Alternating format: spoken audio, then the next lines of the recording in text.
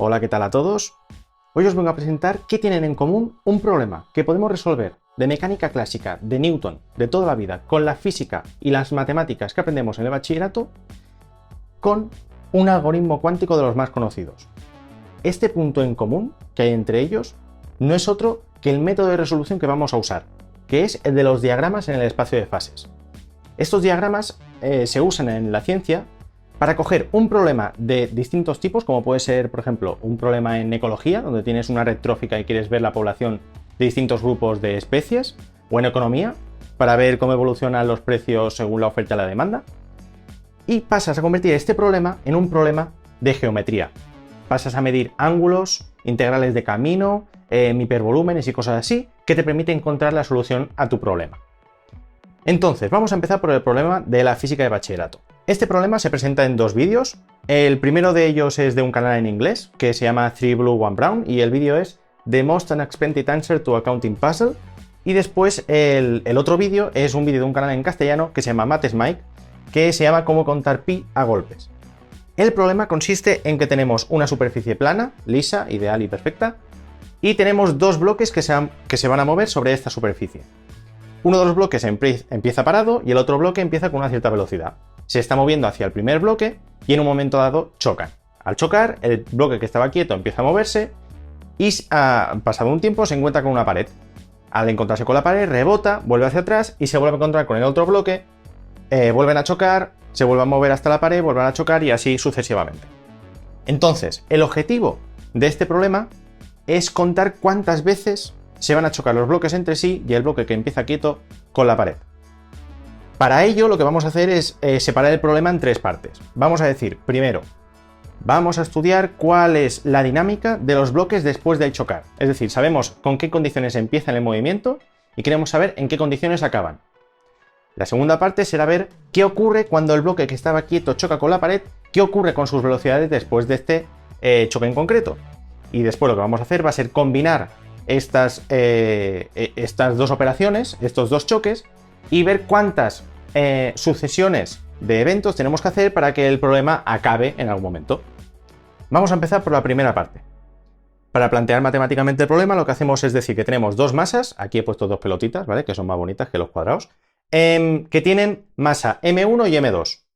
Y por cierto, a pesar de que sean pelotitas, no vamos a considerar rotaciones ni nada raro, vamos a decir que se deslizan sobre la superficie igual que si fueran bloques. Ambas masas se mueven sobre una línea recta, vamos a hacer el problema en una única dimensión, con velocidades v1 la primera y v2 la segunda. En un momento dado chocan y las velocidades después del choque, pues en teoría, serán diferentes en general a las que llevaban antes. Vamos a llamar a estas nuevas velocidades v1' y v2'. Entonces, se supone que las masas y las velocidades antes del choque van a ser constantes. Van a ser constantes como si fueran datos del enunciado. Y lo que queremos saber es cuáles van a ser las velocidades después del choque. Para saberlas, lo que vamos a hacer es aplicar los dos principios de conservación que nos explican cuando tratamos un tema de choques en el bachillerato, que básicamente es conservación del momento lineal, que básicamente es porque aquí no hay ninguna fuerza externa aplicada sobre el sistema. Alguien podría decir que la fuerza de la gravedad está actuando sobre las masas, pero claro, como nos estamos moviendo sobre el suelo, la fuerza de la gravedad y la fuerza normal que ejerce el suelo sobre cada una de las masas pues se compensarían y el problema es solo horizontal, así que no hay ningún efecto. Y también alguien podría decir que hay fuerzas cuando las masas chocan para que cambien la velocidad, para que cambien de dirección su velocidad, pero estos son fuerzas internas del sistema. Por lo tanto, como no hay ninguna fuerza externa actuando sobre el sistema, el momento lineal se conserva debido a la primera ley de Newton, que es la ley de la inercia. Y bueno, las fuerzas internas al final se acaban compensando por acción-reacción, la tercera ley de Newton. Entonces, diremos que el momento del sistema antes del choque va a ser el mismo que después del choque. Para calcular cada uno de estos momentos, lo que hago es calcular el momento de cada una de las masas y lo sumo para la situación antes y después del choque, respectivamente. Entonces, ¿cómo calculo cada uno de estos momentos? Cada uno de P1, P2, P1' y P2'. Lo que hago es ir a la definición clásica de qué es el momento lineal, que es básicamente la masa por la velocidad. Entonces, sustituyo cada P por la masa por velocidad que corresponda según si es la masa 1, la masa 2 o antes o después del choque. Fijaos que aquí he puesto vectores por otros sitios porque el momento y la velocidad son son magnitudes vectoriales, pero bueno, como lo estamos tratando todo en una única dimensión, estos vectores se van a ir dentro de un rato. Entonces, el otro principio de conservación que vamos a aplicar es el de la conservación de la energía. Estas colisiones que van a suceder entre los bloques y también con uno de los bloques y la pared van a ser colisiones elásticas. Estas colisiones elásticas, por definición, conservan la energía. La energía se conserva porque no hay pérdidas de energía desde el sistema hacia el entorno.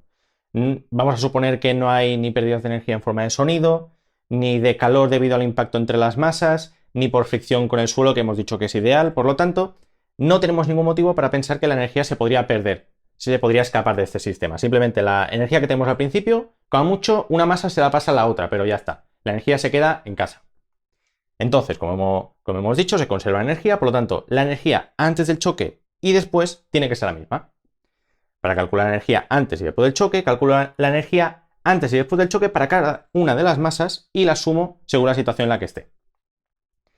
Y de nuevo, como no tenemos ninguna fuerza aplicada sobre el sistema y no tenemos ningún potencial evidente, porque la superficie es plana, ni tienen carga ni nada, no hemos supuesto nada, la única energía que podemos decir que tienen estas masas es la energía cinética. La energía cinética, sabemos su fórmula, es un medio de la masa por la velocidad al cuadrado, pues aplicamos lo mismo para cada una de las masas y cada una de sus velocidades antes y después del choque. Entonces, la solución para V1' y V2' que nos dé una solución física del problema tiene que ser la que cumpla estas dos ecuaciones a la vez. Por lo tanto, tenemos un sistema de ecuaciones que tiene esta forma de aquí. La cosa es que aquí hay muchas m's y para intentar librarme de algún parámetro, lo que he hecho es definir un parámetro que se llama beta. Beta va a ser la masa 2 partido de la masa 1. Entonces, ¿qué podemos hacer? De la ecuación, de cualquiera de las dos ecuaciones, lo que vamos a hacer es sacar factor común m1. De los términos que tienen, por ejemplo, de la primera ecuación, m1, v1.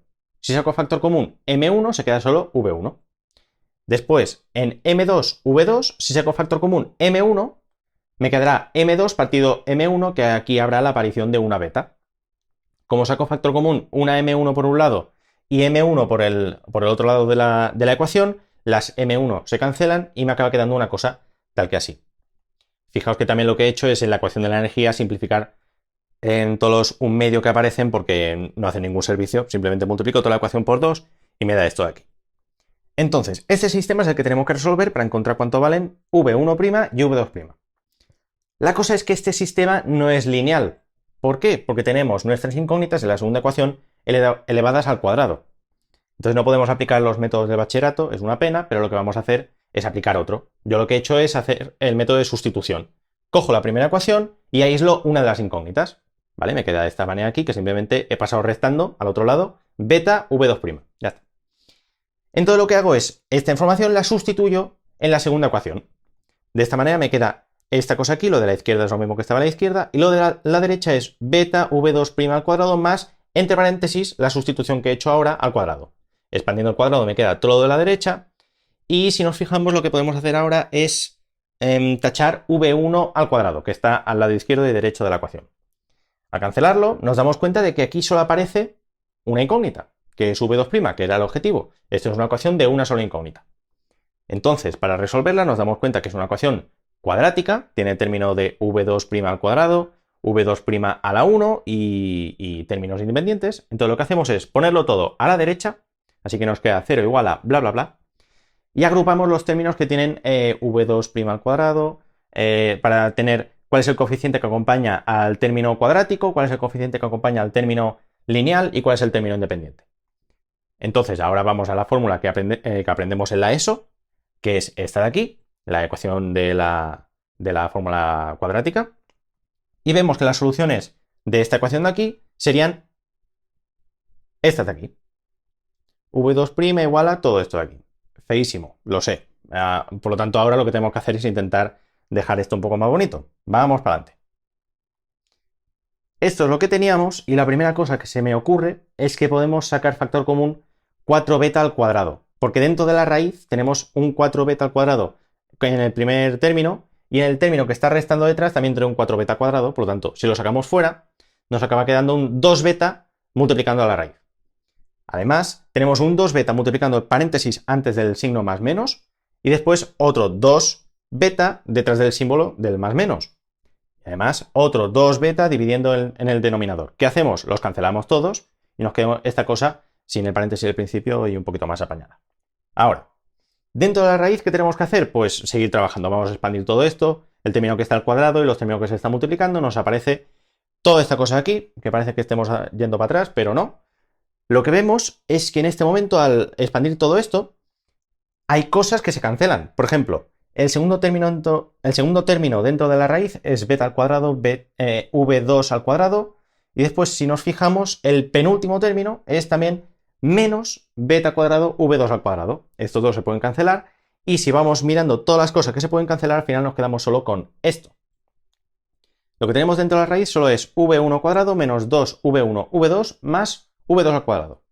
¿Esto que nos recuerda? Pues a una de las sacrosantas identidades notables que aprendemos también en el cole, que es básicamente la diferencia al cuadrado. La diferencia de v1 menos v2. Podríamos haberlo puesto al revés, tampoco habría pasado nada. Pero la cuestión es que con esta raíz y este cuadrado los cancelamos porque teniendo en cuenta de que el signo más menos viene de la propia fórmula, así que ya lo tenemos planteado, todas las posibles soluciones de esto, y nos acaba quedando lo que tenemos más a la derecha.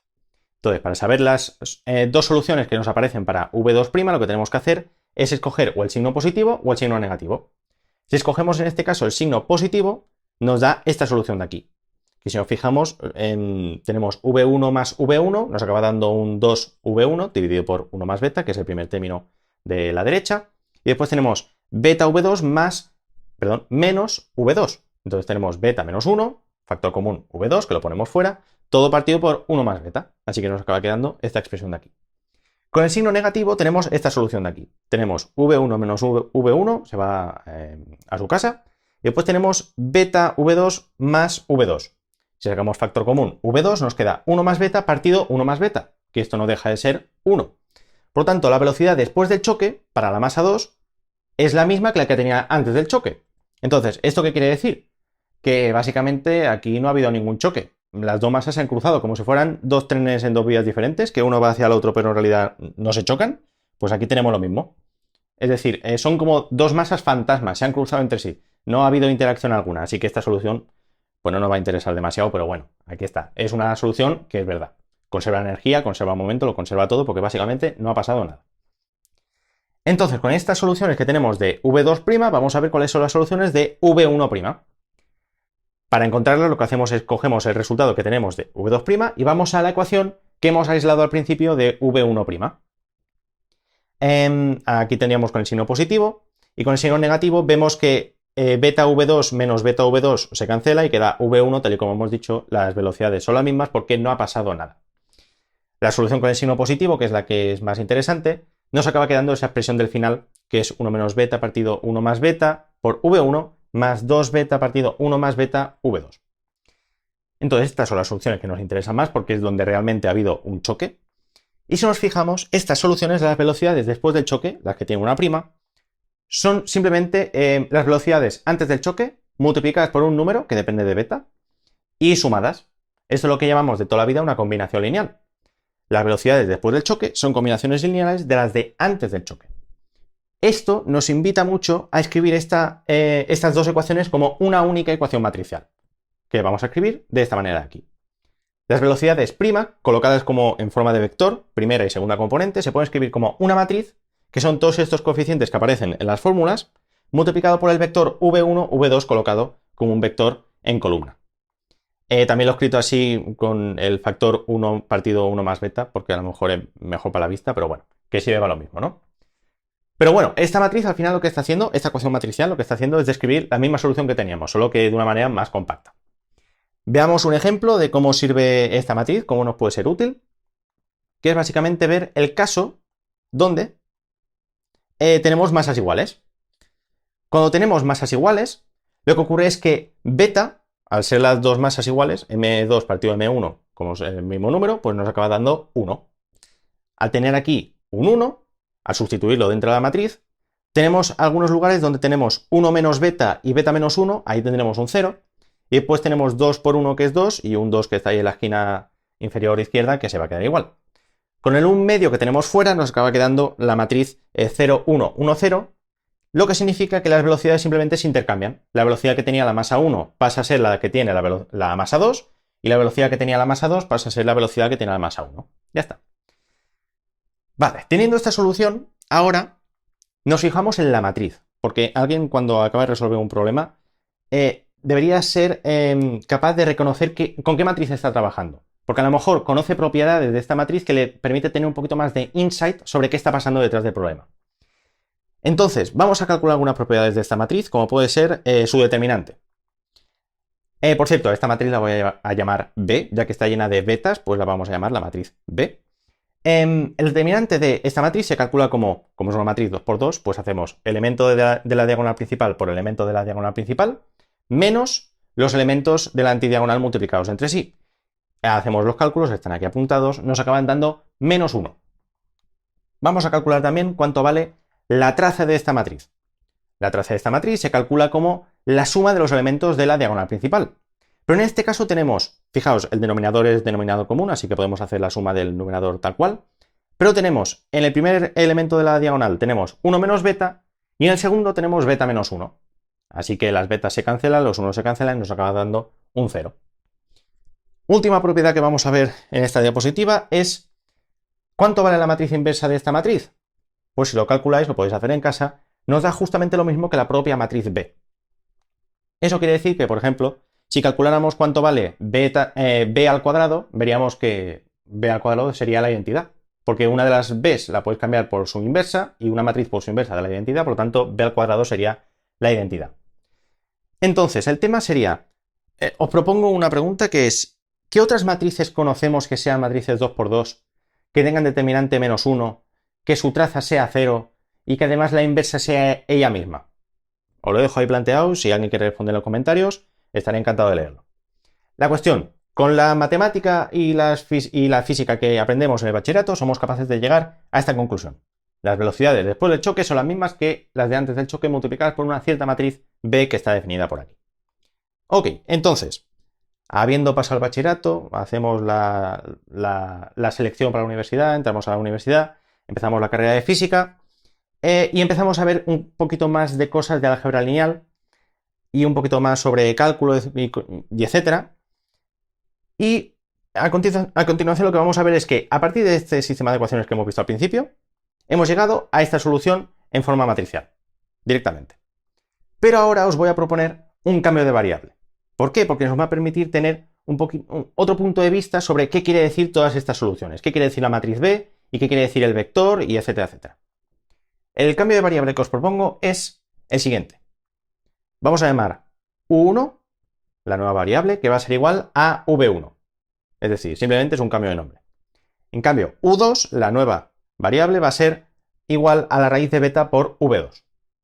Escribiendo esta relación en forma matricial, lo que vamos a escribir es un vector en forma de columna para las U's, un vector en forma de columna para las V's y una matriz que está aquí en medio, que la vamos a llamar matriz M, como si fuera una matriz de cambio de base. También alguien podría llamarle jacobiano, ¿vale? Pero no vamos a ser tan atrevidos. Es simplemente un cambio de base.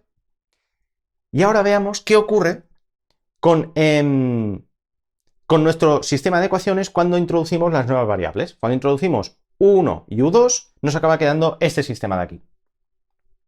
Es decir, en la primera ecuación, como ha aparecido un raíz de beta, solo nos falta otro raíz de beta para que aparezca la beta que teníamos escrito delante de V2. Y en la segunda ecuación, como tenemos beta V2 al cuadrado, por ejemplo, al ponerlo esto al cuadrado es directamente U2. ¿Vale? Entonces nos acaba quedando la primera ecuación, que es la ecuación lineal, y la segunda ecuación, que es la ecuación cuadrática. Fijaos, el punto interesante es el siguiente, que la segunda ecuación no depende de beta. Beta no aparece por ningún sitio. Simplemente tenemos el cuadrado de U1 más el cuadrado de U2 tiene que ser igual a los cuadrados de las dos componentes y sumadas de las U's'. Esto, como hemos escrito antes, el vector U1, U2, las dos componentes de un vector, eso que tenemos aquí escrito en la ecuación de abajo no es más que la longitud del vector, antes y después del choque. Es la longitud del vector, el módulo del vector, ya que por teorema de Pitágoras lo que hacemos es elevar la primera componente al cuadrado más la segunda componente al cuadrado. Y esta ecuación me está diciendo que el módulo de ese vector, la longitud de ese vector, es la misma tanto antes como después del choque. Esto nos invita a pensar en qué tipo de transformación, que aprendemos en los primeros cursos de la carrera, nos permite dejar el módulo de un vector invariante.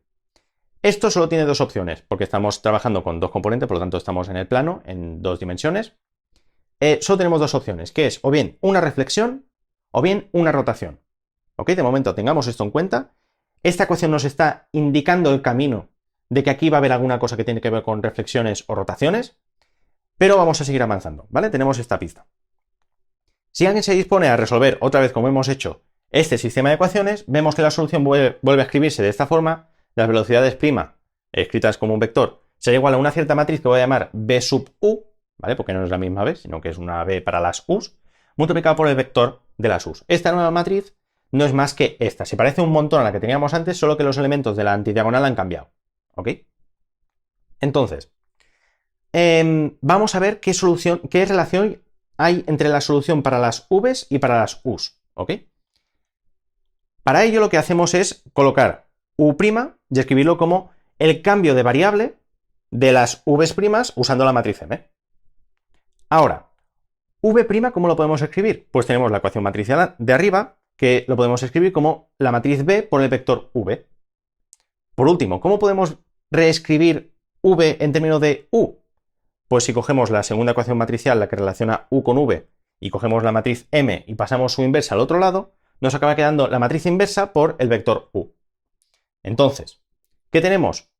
Tenemos que u' es igual a cosas, una matriz, este producto de tres matrices, por el vector u. Y por la última ecuación matricial que hemos visto, sabemos que la matriz que consigue hacer esto es la matriz B sub u.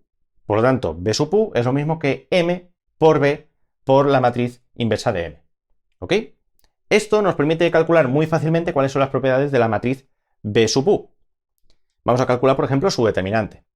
El determinante de una matriz, que en este caso lo podemos escribir como el producto de tres matrices, sabiendo la propiedad de que el determinante de producto de matrices es lo mismo que el producto de determinantes, podemos separar cada uno de los determinantes en estos tres trocitos que se están multiplicando. Después también sabemos otra propiedad, que es que el determinante de la matriz inversa de una cierta matriz es lo mismo que 1 partido el determinante de la matriz original. Entonces, es lo que tenemos en el penúltimo paso. De esta manera tenemos que determinante de m partido determinante de m se cancela, valga lo que valga, en este caso sería raíz de beta, pero no nos interesa. Sabemos que uno cancela al otro. Y entonces nos queda el determinante de b que hemos visto antes, que es menos 1. Vamos ahora con la traza. La traza de una matriz, que podemos escribir como el producto de tres matrices, usando la propiedad cíclica de la traza, que es que podemos ir haciendo permutaciones cíclicas de las matrices y la traza es invariante. Vemos que si damos la vuelta a la matriz inversa y la colocamos en primera posición, matriz inversa por la matriz original da la identidad, identidad por la matriz B da la matriz B, por lo tanto, la traza de B sub u es lo mismo que la traza de B. La traza de B hemos visto que era 0, por lo tanto, ya lo tenemos hecho. Ahora, vemos también que la matriz inversa de esta matriz, os propongo que lo probéis en casa, es lo mismo que la misma matriz B sub u. Y además, esta matriz B sub u cumple una cosa que es que la traspuesta de esta matriz es la misma que la propia matriz. Este hecho nos hace ponerle nombre a esta matriz, que básicamente es que es una matriz ortogonal. Una matriz ortogonal es aquella que cumple que la matriz es, disculpadme, realmente una matriz ortogonal es cuando la traspuesta es igual a su inversa, pero como hemos visto que la matriz inversa es lo mismo que la propia matriz, tenemos que la matriz traspuesta también es igual a la inversa. Es decir, esta matriz es ortogonal. Ok, vuelvo a repasar otro momento por si acaso. La matriz inversa de B sub u es lo mismo que B sub u. La matriz traspuesta de B sub u es lo mismo que B sub u, es decir, es una matriz simétrica. Y además, como la inversa es lo mismo que la matriz original y es igual a la matriz traspuesta, la traspuesta es igual a la inversa y por lo tanto es una matriz ortogonal. ¿Qué matriz ortogonal hace un tipo de transformación que deja el módulo de un vector invariante? Pues justamente es una rotación. La rotación que hemos dicho en el plano en dos dimensiones, en teoría se escribiría de esta manera de aquí. Una matriz de rotación tiene un coseno en los elementos de la diagonal principal y un seno en los elementos de la antidiagonal, con uno de ellos cambiado de signo, el de arriba. Entonces, ¿tenemos alguna manera de comprobar si la matriz B sub u en realidad es como una matriz de rotación, solo que de un ángulo que de momento no conocemos? Lo que tenemos que comprobar es si podemos escribir el primer elemento de la matriz, b sub u como un coseno. Y después, si podemos escribir el elemento de la primera columna en la segunda fila, si podemos escribir este elemento como un seno, es decir, el 2 raíz de beta partido de 1 más beta, sí puede ser un seno. Para que esto sea posible, se debe cumplir el teorema fundamental de la trigonometría, que es básicamente que seno al cuadrado más coseno al cuadrado sea igual a 1. Si hacemos los cálculos, ¿vale? Sustituyendo cada uno de los trocitos que hemos puesto aquí, elevados al cuadrado y sumados, vemos que efectivamente da 1, por lo tanto son cosenos y senos legítimos, así que vamos bien. También nos interesaría tener una expresión de cuánto es este ángulo, cuánto estamos rotando cada vez que hacemos un choque entre las masas. Pues podemos calcularlo diciendo el seno de un ángulo partido por el coseno de un ángulo es básicamente la tangente de ese ángulo. Entonces, si hacemos el cociente entre las dos expresiones que tenemos, nos acaba dando esta cosa de aquí. Así tenemos una expresión cerrada para cuánto vale el ángulo θ. ¿Ok? Será más sencillo de trabajar. Entonces, ahora, si hacemos la sustitución de coseno de θ y seno de θ en la matriz b sub u, vemos que nos queda esta cosa de aquí. Fijaos que no es lo mismo que la matriz de rotación, se parece mucho, pero tenemos un signo que baila. El signo del seno de θ que está en la segunda columna no coincide y el signo del coseno es el contrario del que tendría que ser. Entonces se parecen mucho, pero no acaba de ser una matriz de rotación. ¿Ok? Vale, vamos a proseguir. Ahora, bueno, tenemos la matriz b sub u aquí colocada, que por lo menos habiendo escrito esto del seno y el coseno nos acaba quedando una expresión más fácil de escribir. Aunque no sea una rotación, por lo menos es más cómodo. Vamos a ver ahora qué ocurre cuando tenemos el choque entre la masa 2 y la pared. Cuando tenemos este choque, lo que vamos a considerar es que la velocidad simplemente cambia de signo. ¿Esto cómo podríamos verlo? Pues podríamos verlo haciendo la colisión elástica entre un cuerpo que tiene masa infinita y la masa 2. Ahí veríamos que si cogemos nuestra matriz B, los elementos de la diagonal principal serían 1 y menos 1. La velocidad de la pared, que sería como el cuerpo que tiene masa infinita, acabaría dando la misma, que sería 0 al principio y al final. Y después la velocidad de la masa 2 sería la que cambia y justamente cambiaría de signo. ¿Ok? Así que el efecto acaba siendo este. Entonces, mientras la masa 2 está chocando con la pared, ¿qué le pasa a la masa 1? La masa 1 no se entera de nada. La masa 1 pues sigue su movimiento y si la masa 2 choca con la pared, enhorabuena, pero a ella no le interesa demasiado. Por lo tanto, la velocidad de la masa 1 después del choque de la masa 2 con la pared sigue siendo la misma que la velocidad de la masa 1 tal y como había salido del choque con la masa 2. Entonces, esta información la podemos escribir de la siguiente manera. Aquí hemos colocado un 0 porque aquí no estamos considerando la masa 1, no nos interesa demasiado. Pero básicamente, a la matriz que tenemos aquí en medio que hace el cambio de cuál es la velocidad después del choque de la masa 2 con la pared relacionada con la velocidad antes, a esta matriz la vamos a llamar F, de flip, de que giramos el vector velocidad. Entonces, como hemos dicho, al final las us es un cambio de variable multiplicando por un número a cada una de las componentes de la velocidad, y lo que ocurre es que cambiar de signo la velocidad v es lo mismo que cambiar de signo la velocidad u, por lo tanto nos acaba quedando la misma matriz de la transformación después del choque con la pared. Entonces, ¿cuál es la secuencia entera de movimientos después de chocar una vez entre las masas y una vez con la pared? Pues nos acaba quedando esta cosa aquí.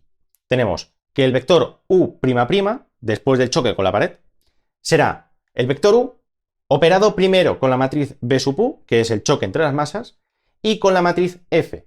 La matriz f es la que hace el giro del signo del vector de la velocidad de la masa 2. A este producto de matrices, f por b sub u, lo vamos a llamar g, de giro. ¿Ok? Porque ahora sí, si hacemos el producto de las matrices, esta matriz g es justamente coseno, seno, menos seno y coseno. Esto de aquí sí que se puede ver como una matriz de rotación. El signo, como veréis, si comparamos con la matriz que teníamos antes, cambia. No está en el mismo seno, ahora está en el seno de abajo cuando antes estaba en el seno de arriba. Pero esto simplemente recordando que el seno es una función impar y el coseno es una función par. Si dentro del argumento de la función trigonométrica colocamos un signo negativo a la variable, el seno de menos θ sería menos el seno de θ, es decir, el signo puede salir fuera. En cambio, con el coseno, si coloco dentro de un coseno algo con un signo negativo es lo mismo que si no puedo sacar el signo y mandar a tomar por saco. No hace falta considerarlo. El coseno de menos x, por ejemplo, sería lo mismo que el coseno de x. Entonces, esto nos permite considerar que la matriz G es directamente una matriz de rotación de un ángulo menos θ. Es decir, una rotación en el sentido de las agujas del reloj de un ángulo θ. Ok, entonces vamos a plantear esto en un dibujo, ¿vale? Hemos podido ver que escribiendo las velocidades en términos de las u's, la operación de una secuencia de un golpe entre las masas y un golpe con la pared acaba siendo una rotación. Pues vamos a verlo. Tenemos dos ejes donde vamos a representar las velocidades u1 y u2. Entonces, el vector que tenemos inicialmente, como consideramos que la masa 2 empieza parada, vamos a decir que es que la masa 1 viene con una cierta velocidad y la masa 2 empieza parada con velocidad 0. Entonces el vector original sería este que está en rojo, que está situado en el eje horizontal, ya que en la componente vertical no tenemos nada, tenemos un 0. Entonces, cuando queremos ver dónde va a parar el vector rojo después de haber hecho alguna operación, sabemos, por la segunda ecuación que hemos visto antes, que la longitud del vector va a ser la misma siempre. Es decir, que la punta del vector, la punta de la flecha, siempre va a acabar en algún punto de esta circunferencia, ¿vale? Entonces, después de haber hecho la secuencia de golpes, sabemos que vamos a aplicar el operador G, la matriz G. Que, por cierto, aquí me deja una prima para las u's, pero bueno, vamos a considerar que es lo mismo. Después de haber aplicado G una vez, quiere decir que hemos hecho un choque entre las masas y un choque con la pared, y el nuevo vector es básicamente, después de hacer un ángulo θ hacia abajo, en el sentido de las agujas de reloj, nos acaba dando este vector de aquí. Entonces, ¿cuántas veces? Bueno, por cada choque entre las masas y con la pared, giramos un ángulo θ en el sentido horario, como hemos dicho. Entonces, el tema es, esto hemos dicho que después de que la masa 2 choque con la pared, volverá a chocar con la masa 1, al retroceder, volverá a chocar con la pared y así sucesivamente. Entonces, ¿qué tenemos aquí? Que podemos dar vueltas infinitas, podemos hacer la noria por aquí dando vueltas. ¿Podemos aplicar G cuantas veces queramos? No, sabemos que este problema tiene un punto y final. Entonces, la cuestión es saber ¿cuántas veces vamos a hacer rotaciones de un ángulo θ en el sentido de las agujas de reloj? Para ello, tenemos que sacar la conclusión de cómo se acaba este problema. Básicamente, se acaba cuando se cumplen estas dos cosas. Cuando la primera masa se aleje de la segunda más rápido que esta, es decir, si la masa 1 se aleja a 5 metros por segundo y la masa 2 se aleja a 3 metros por segundo, la masa 2 no podrá alcanzar a la masa 1 y por lo tanto no volverán a chocar más. Eso está claro. Y después, si la segunda masa tiene velocidad negativa, quiere decir que se aleja de la pared, por lo tanto no va a volver a chocar nunca más con la pared. Si se cumplen estas dos condiciones, no va a haber ningún choque más. Escribiéndolo matemáticamente, se debe cumplir esto: que la velocidad 1 sea aún más negativa que la velocidad 2, es decir, que la velocidad 1 sea, por ejemplo, menos 5 metros por segundo y la velocidad 2 sea menos 3 metros por segundo, y ambas dos son negativas.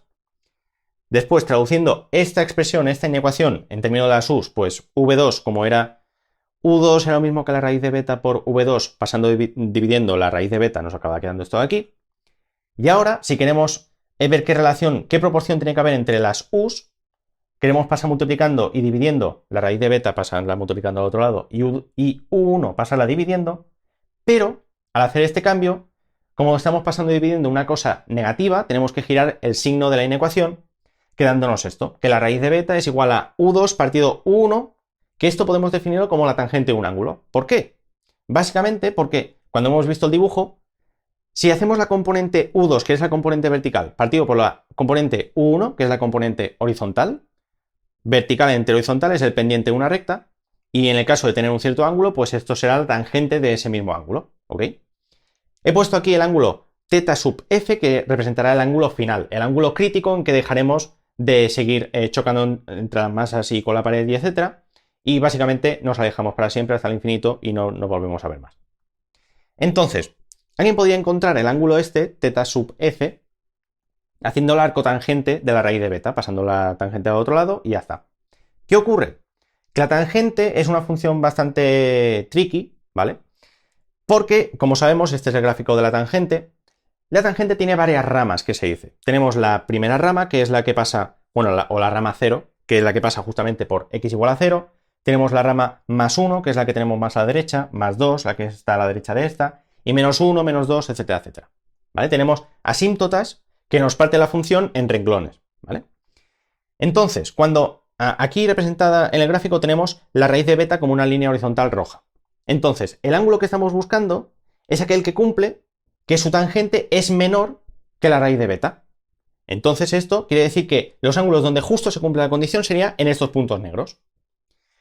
¿Qué ocurre? Que si alguien va a la calculadora y dice, vale, calculo el arco tangente de la raíz de beta, nos acabaría dando la solución que está dentro de esta región de aquí. El arco tangente de la calculadora acaba dando esta solución típicamente. Pero ¿qué pasa? Que nosotros empezamos desde el ángulo 0, con el vector rojo en la dirección horizontal positiva, y vamos hacia atrás, vamos hacia los ángulos negativos. Entonces nosotros no vamos del 0 hacia adelante para encontrarnos con el punto negro que está dentro de la cajita, sino que vamos hacia atrás. Entonces el ángulo que nos interesaría sería justamente el que está en el cuadrante tercero. Pero esto lo podemos solucionar fácilmente en el dibujo, ¿ok? Ahora aparece otra vez, aquí está. Podemos solucionarlo fácilmente en el dibujo representando esta línea de aquí. Esta línea es la que calcula el arco tangente de la raíz de beta, tanto si la proporción entre seno y coseno fuera positiva como si fuera negativa. Así tenemos esta diagonal que cruza el cuadrante 1 y el cuadrante 3. Entonces, estas regiones que pinto en azul les vamos a llamar la zona de aterrizaje. La zona de aterrizaje se llama así, le he llamado yo así, porque es donde el vector, después de dar varias vueltas, si empezamos a dar vueltas, empezamos a aplicar la matriz G una y otra vez, cuando llegamos dentro de esta región, quiere decir que se cumplen las condiciones que hemos establecido. Entonces, en este momento quiere decir que cuando llego a esta zona, cuando el vector aterriza en alguna de estas dos zonas, el problema se acaba. ¿Ok? Entonces, el problema ya tiene conclusión. Ya nos podemos dedicar a contar cuántas veces hemos aplicado G para llegar a esta zona de aterrizaje. Entonces, ¿cuántas veces tenemos que aplicar esta operación? Pues básicamente tenemos que decir que n veces el ángulo que vamos girando, el ángulo θ, tiene que estar entre pi, entre dar media vuelta, que sería pasarse de la zona de aterrizaje, o bien quedarse dentro de la zona de aterrizaje, o llegar a la zona de aterrizaje, que sería pi menos ese ángulo θ final. ¿Ok? Θ final es el ángulo que hay de la cuña de color azul, ¿vale? Que le he puesto valor absoluto para respetar por si acaso si hay cambios de signo y tal. Así tenemos un número positivo y ya está, podemos hacer las cuentas más fácil. Entonces, el valor de n será ese número de pasos que tenemos que hacer de un ángulo θ para acabar dentro del ángulo entre pi y pi menos θ sub f. ¿Ok? Entonces ahora, dividiendo toda la ecuación por el módulo de θ, sustituyendo lo que vale θ, que era la expresión aquella que teníamos antes de que la tangente de θ era 2 raíz de beta partido 1 menos beta, pues tenemos esta cosa de aquí. Y lo que vamos a hacer es... sí, vamos a intentar llevar esto a un gráfico para intentar ver qué está pasando aquí. Y vemos que nos da la siguiente cosa que tenemos aquí presente, que es en la línea azul presentamos el mínimo número de golpes que tiene que ocurrir entre los bloques y la pared para que lleguemos a esa zona de aterrizaje. Si superamos esta línea azul ya estamos dentro de la zona de aterrizaje, que sería la zona de color gris. Si miramos la línea de color rojo, sería donde nos estamos pasando la zona de aterrizaje, es decir, que estaremos pasando el ángulo de pi. Entonces, lo que nos fijamos es que, por ejemplo, cuando tenemos una beta igual a 1, antes hemos visto que era el caso donde las masas chocaban entre sí y cambiaban sus velocidades. Por ejemplo, si una empieza parada y la otra viene con una cierta velocidad, la que estaba parada empieza a tener esa velocidad, la que venía con movimiento se para, choca con la pared, cambia su signo, vuelve a chocar y se va. Es decir, que esto nos llevaría a que hubiera 3 golpes, 2 entre masas y 1 con la pared. Y por eso el resultado que nos aparece del valor mínimo para entrar en la zona de aterrizaje es 1,5. Este 1,5 representa que hemos hecho una secuencia entera, golpe entre las masas y golpe con la pared, y la mitad de otra secuencia, que sería el golpe entre las masas. Entonces, si nos fijamos, a medida que vamos haciendo el valor de beta cada vez más pequeño, es decir, que la masa 2 es mucho más pequeña que la masa 1, el número de golpes, el número de secuencias empieza a aumentar bastante rápido. Y después, como el ángulo θ empieza a ser muy pequeño, simplemente con llegar al mínimo ya estamos dentro de la zona de aterrizaje. No hace falta considerar que podemos irnos más lejos dentro de la zona de aterrizaje porque con hacer un paso muy pequeñito cruzando la frontera ya estamos dentro. Así que podemos fijarnos solo en el valor del mínimo. Entonces, con este gráfico de aquí y con la inecuación que tenemos escrita arriba, ya tendríamos la solución de nuestro problema. Ya sabríamos cuántos golpes van a haber entre masas y con la pared. para ver un caso concreto y cuál es la conclusión a la que llegan los vídeos que hemos visto antes al principio, vamos a ver una cierta proporción entre masas. Vamos a poner una proporción entre masas, por ejemplo, de que la masa 1 sea 100 veces la masa 2, o que sea 10.000 veces la masa 2, o que sea 1.000.000 de veces la masa 2, que básicamente es que queremos que la masa 2 partido de la masa 1 sea una potencia par de 10. Bueno, en este caso el inverso de una potencia par de 10 porque hemos girado masa 2 entre masa 1. Ok. Con K un número natural, es decir, queremos potencias grandes de 10 que estén dividiendo. Entonces, si nosotros tenemos una proporción de masas que sea de este tipo, al ir a nuestra inecuación, tenemos esta cosa de aquí.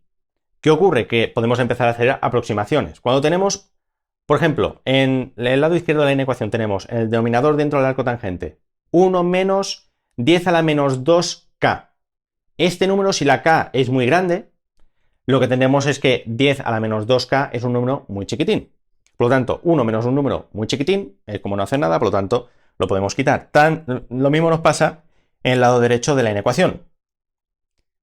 Además, cuando tenemos un arco tangente de un número muy pequeño, podemos hacer la misma aproximación que hacemos con el seno o con la tangente, que básicamente es decir que arco tangente de un ángulo pequeño es lo mismo que el ángulo pequeño. Así que el arco tangente que tenemos en el lado derecho, dentro de un módulo, lo podemos poner simplemente como 10 a la menos k y punto. Después, si tenemos pi menos 10 a la menos k, que vuelve a ser un número muy pequeño, nos acaba quedando pi. Entonces, ¿qué tenemos? Pi partido por un arco tangente es mayor que n, y n es mayor que pi, también partido por la misma arco tangente. Entonces, ¿qué hemos hecho? Hemos hecho lo que se llama el emparedado. Hemos aplastado el valor posible para la n en las condiciones que hemos establecido, ya que la cota máxima y la cota mínima acaban siendo el mismo número. Entonces sabemos que n, más o menos, debe comportarse, aplicando otra vez lo mismo de que el arco tangente de un número pequeño volverá a ser ese mismo número pequeño, pi partido por 2 por 10 a la menos k sea ese valor de n.